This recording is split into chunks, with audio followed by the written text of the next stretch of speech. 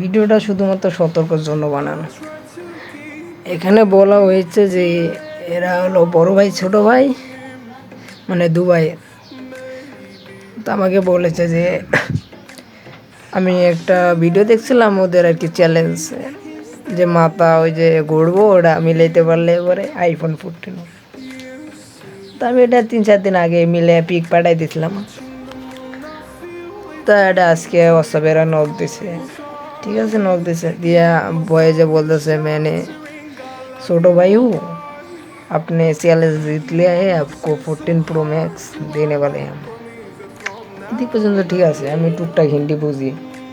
পরে আমিও বললাম ঠিক আছে ভাই পাঠাই দেন। পরে ওরা বললো যে बॉक्स मेरा है, बॉक्स में 8 नंबर है, ऑफर से कुरियर वाला के पास हमारा कॉन्टैक्ट नंबर है, उससे बात करो। আমি বললাম ঠিক আছে, ওর সাথে আর কি কথা বলতেছি। তারপর কুরিয়ারের কাছে বললাম, বললে হ্যাঁ ঠিক আছে, আপনি আপনার ছবি নাম্বার আমাকে SMS করেন। এদিকে সব কিছু ঠিক আছে। পরে হঠাৎ করে বলতেছে যে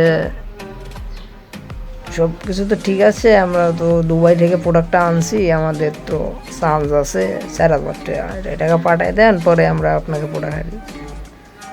আমি বললাম যে ভাই আমার কাছে তো টাকা নেই। পরে বললাম যে ভাই আচ্ছা ভাই আপনি টাকা দিয়ে আনেন, আপনি 4000 টাকা না, আমি 10,000 টাকা দেবো হাতে প্রোডাক্টটা পাইলই। পরে বলতেছে না এমনি হবে না, আপনি আগে টাকা পাঠান। তাই তো বুঝে গেছি যে ফ্রড এডি, কারণ টাকা নিয়ে কোনো জিনিসে কোনো প্রোডাক্ট হাতে দেওয়ার তো কোনো সিস্টেম নাই। ওরা তো ভিডিওর মধ্যে বলে দেয় যে আমরা প্রোডাক্ট পাঠাইলে আমাদের ডেলিভারি চার্জ সহ পাঠাই দেয়। পরে লাগলেও তা ওটা হাতে পাওয়ার পরে পেমেন্ট পাওয়ার পরে, জিনিস পাওয়ার পরে পেমেন্ট দেয়। তা আমি বললাম ভাই না হবে না, আমার কাছে টাকা নেই।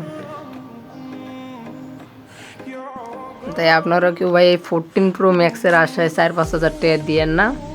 অনলাইনের জিনিস কিন্তু ভাই সেরকম একটা বিশ্বাস্য না।